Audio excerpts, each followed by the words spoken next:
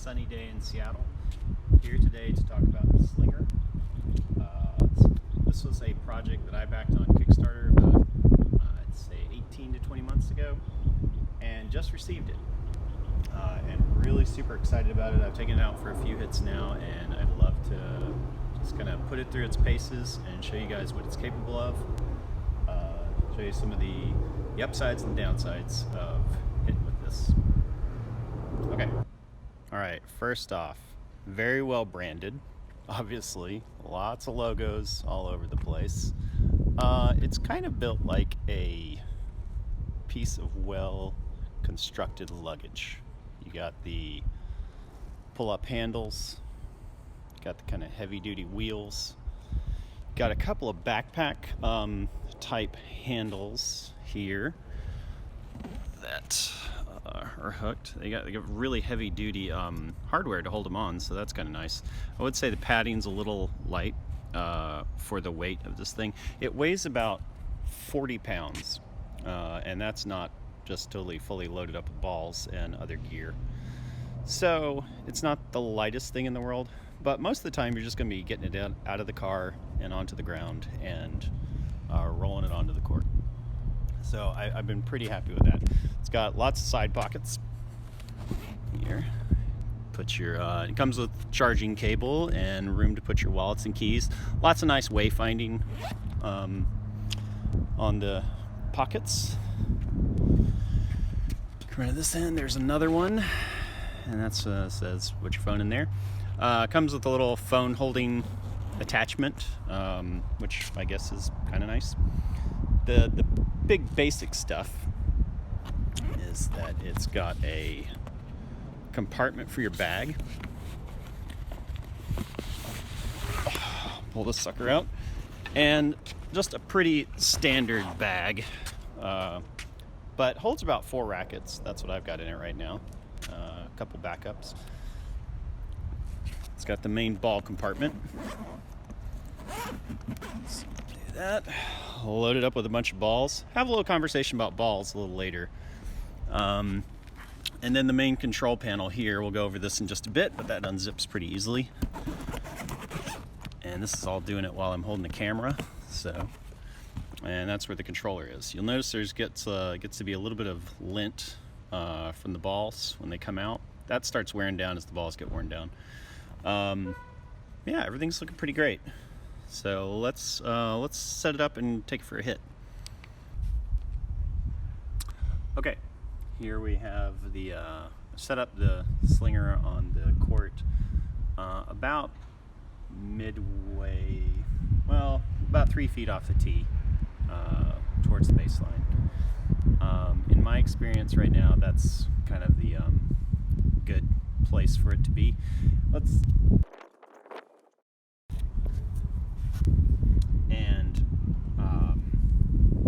Here's the settings that I'm using. I have it set to advanced speed, so gives a lot of top spin, and just kind of where I'm hitting it right now. I'm gonna keep the feed at about where I have it now, or the rate that it shoots balls out at, which is about somewhere between intermediate and advanced, right on the line. So we turn it on, beep, and that will that kind of gets it ready. There's a fob that you have. Hold on one sec, I'll pull that out. And I'll show this one to you. It's pretty straightforward. It has a on-off for shooting the balls out, or starting the balls firing. And it's got a oscillating button for when we set up the oscillator. I'll show you the oscillator in just a bit, but just wanted to show the basic, the Slinger bag as the most basic unit in operation. See, I've set the Slinger bag up on the far side, about 3 feet off the tee, and again running at somewhere in the middle of the advanced speed, and about an intermediate to advanced rate. I'm going to hit about 10, 15 balls on each side, and then show you some of the other settings. So again, use the fob. I'm not sure what the range on this thing is, but it seems to work from pretty much anywhere. So again, hit on, you'll hear an initial beep, and then after a few seconds after the motors get up and running, it'll fire off another beep to tell you to get ready, because I think that's when the ball feed in the bottom of the hopper starts turning, and then the balls will start firing out. So let's see how it goes.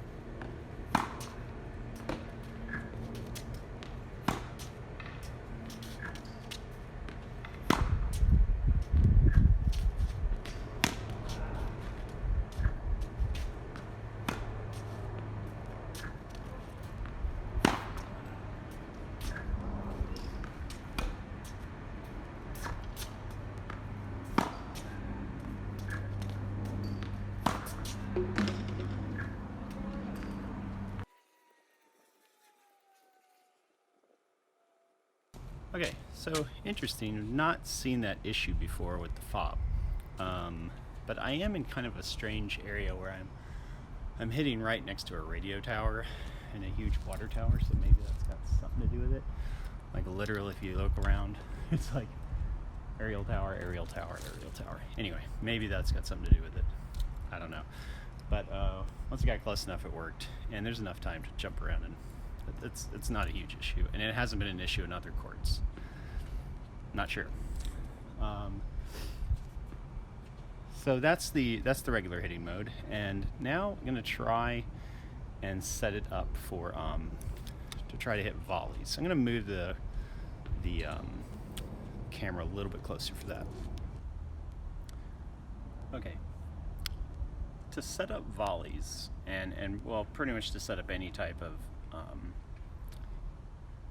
shot that has a different trajectory to it, you actually, and I forgot to mention this earlier, but you actually go into this little side pocket here and open it up. I'm not sure you can see it, but it's got a little, it's just got a simple adjustment here where you change the angle of the shot and the trajectory of it. So, you know, rather relatively flat shot to one that is just like a topspin lob. I'll show you that in a little bit. So for what I was hitting there, I had about, again, covered in ball lint, about 10 degrees. So relatively flat. And I'm going to set it even flatter for the volleys and see if I can get a kind of low shot, because I will say hitting volleys before has not been so great, because again, at 10 degrees or more, ball jumps, the trajectory is pretty high, you know, coming from low, and the ball has so much spin that you're pretty much just practicing hitting dipping volleys. So it's useful, but it's not always the type of shot you're going to be dealing with. And I think that this is, I'd rather have a flatter shot sometimes to practice with. So let's give it a shot.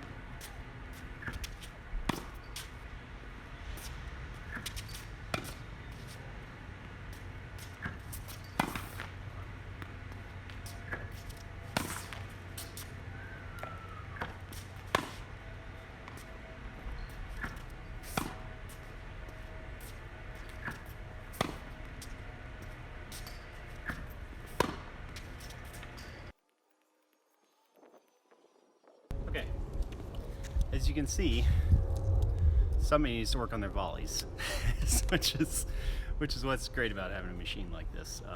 It does kind of feed at a slow pace, but you can really just work on your form, make sure that you get nice, crisp contact. I would also recommend really videotape yourself and see how your form looks. You can tell a lot about it. Keeping your arms straight, you know, how wristy you're getting with the ball, with the racket. So I'm going to set it up now to hit some overheads, and I will say these overheads are tough. This is like playing like one against one of the craziest top spin lob overhead players of your life. It's very challenging, at least to me. So let me get that set up. Gonna move the camera and we'll show you some more. Okay, just one quick thing. Like I said, I was one of the early backers on Slinger on Kickstarter, and they, as a sign of good faith, because it took them a while to get it out of the factory into the, to the supporters, or out of manufacturing or whatever. And so they included a couple extras, which was this pickup tube for me and the oscillating disc. So I did not purchase these, so that was a really nice show of goodwill. Thank you, Slinger.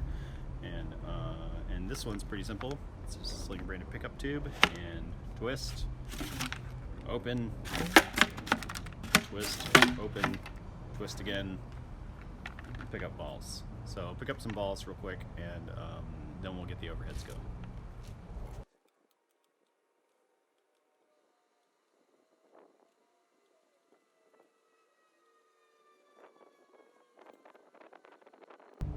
Okay, didn't pick up all the balls, but I'm just going to show you a few of the overheads. And what I've done is I've set the angle to about 40 degrees maximum loft, so it's going to shoot the ball straight up. I will say these top spin overheads that they hit are really tough, but again, good training if you don't really see shots like that on a regular basis. They got a ton of spin on them. They come down really fast, and depending on where you put it, they dump it right on the baseline every single time. So probably gonna be some pretty rotten overheads that I hit, but we'll see how it goes, and I think you'll be pretty interested in this.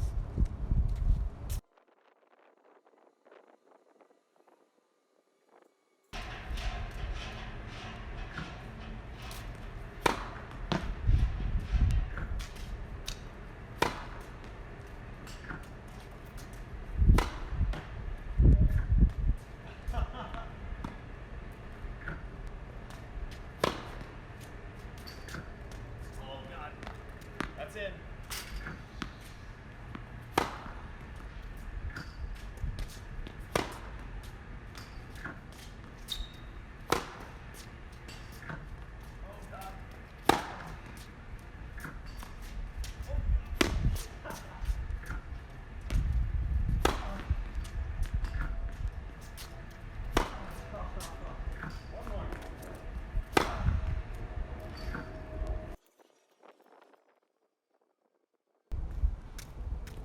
Whew.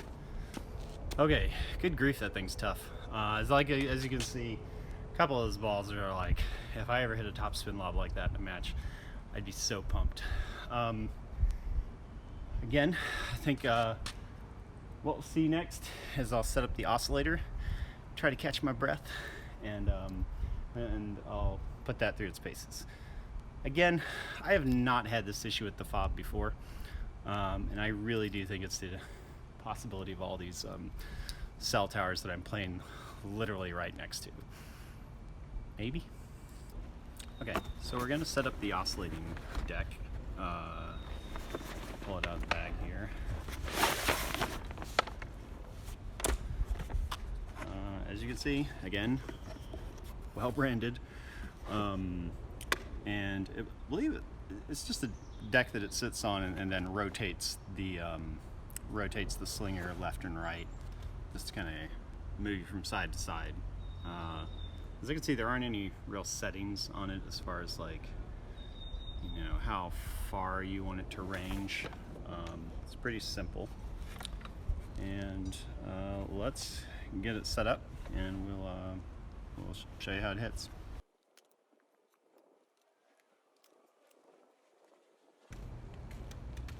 Okay, hey, the sun's out in Seattle. Got the oscillating deck set up, and that show you how that works. Real quick, one thing I want to talk about is also the quality of your tennis balls is going to make a big difference, I think. And I think, like most tennis players, I have a real mixed bag full of like old crappy balls that the dog has been playing with, and some brand new ones that I just hit with last time. So right here I have a Penn TI2, which is kind of actually, it's a little bit older, so it's starting to lose its pressure. And actually I have these Gamma pressureless balls that I bought for hitting with my kids, so just because they last longer. And I do actually think that makes a big difference. You can actually tell some of the better balls when they hit. They're going to bounce better. They're going to actually grab onto the thrower, which is on the top. The spinning wheel is actually on the top, so it grabs the ball from the top. So if you have a smaller ball, it's not really going to hit the spinning wheel that well. So the amount of nap on the ball, just how well it fits into the chute as it flies out, will probably make a big difference. That being said, I know they say to put it back a little further. Mine's not coming. Mine's not coming quite as far as they said it would, but things like the temperature, the humidity, how new your ball is, all of that can affect it. So I wouldn't get too wound up about that. I would just move your machine a little closer. That's pretty easy to deal with. If you can have new balls all the good time, then yay. But I think realistically, you're gonna get a real mixed bag, and that'll give you a little bit different look of the balls coming out each time. So sometimes you're gonna have to run forward, sometimes you have to run back, sometimes they'll catch you a little bit by surprise, which is good in my mind. So I'll hit a few of these, and then last thoughts.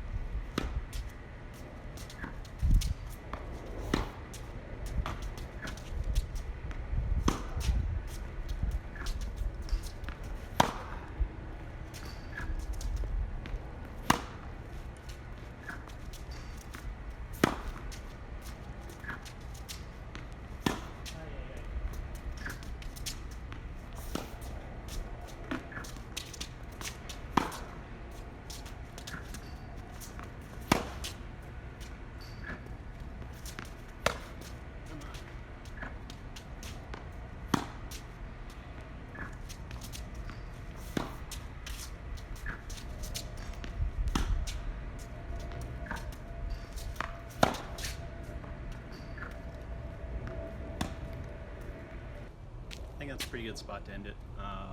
Hope you enjoyed the video. I have a couple of overall thoughts. My own experiences, I've played all the way up to 5.0 to 4.5, getting older now. Wouldn't mind playing at 4.0 to be honest. But so I've kind of hit against a range of players. I think one of the interesting things about this machine is that it does rely a lot on topspin to generate its pace. And I think for a player in the the 4-5 range, they're gonna see shots like this occasionally, and it will be kind of good practice for them. I don't think it pushes you incredibly hard. I mean, I could turn up the pace and it turns into a cardio thing, but I think a ball machine is really about practicing form to me, just getting more reps in and being able to really focus on something that you wouldn't normally be able to focus on, like making sure that arm is straight on the volleys, your footwork, things like that you just don't get when you're hitting. That being said, I do think because it relies so much on topspin to generate pace, a player at like 4.0 and 3.5, it's gonna really do a great job of getting them to get ready to hit a ball like that, because you have to get your racket back earlier. You have to be ready for it to come. And I think one of the weird things is that at that level, especially at 3.5 and below, you're not going to see many balls hit at you like that. So you might get used to hitting top spin. I don't know. But you're just not going to see many people who are going to hit a ball at you with that much top spin, especially those overheads that I showed you. So I think that it's interesting. I think it's kind of in this weird space of it's doing a lot to generate as much pace as it can with the lower motor, and you know without being this massive machine that you get at like a country club. But because of that, it generates a ball that I think is a little different than what you would normally be hitting back. And for a higher level player, like a 5.0 or 5.5, 6.0 or something like that, I mean, you're gonna have things to work on, like your footwork or something. Like maybe it's like really great for somebody just out of college or something, where they're really trying to keep up their form. But you're typically going to be doing, if you're at a higher level, you're typically going to be doing that through working with a coach or a pro, working with your team, something like that. So, for me personally, I love it because, like I say, it's kind of like getting older and it's putting me down to lower levels, but I'd like to try to stay up as high as I can. Don't always have time to practice, with kids and stuff like that. So it fits a really good slot for me. Sort of provides pretty decent hitting pace that I don't find everywhere that I hit. And the oscillating deck, I can turn it into a cardio workout. I can work on individual elements of my game, like footwork on volleys, positioning, etc. So all in all, I love it. I hope that I can do some more of these, maybe focus on drills that I do with it, etc. Like to see it. Drop me a like, drop me a comment, subscribe, all that sort of stuff. I don't know. We'll see. We'll see where this goes. Thanks all.